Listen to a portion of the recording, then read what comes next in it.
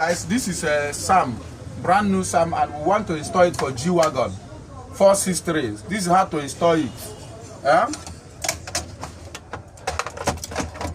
The former one, what was it for? The former one, the fuel gauge is not working. That the fuel gauge is not working, which is this. We have removed it already. The fuel gauge is not working, so we are installing this new one.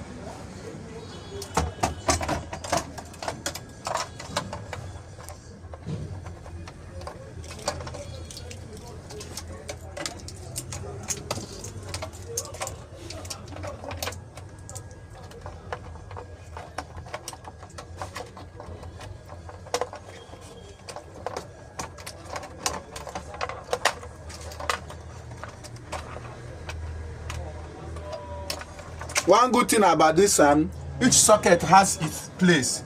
Once it's not the same mouth, it cannot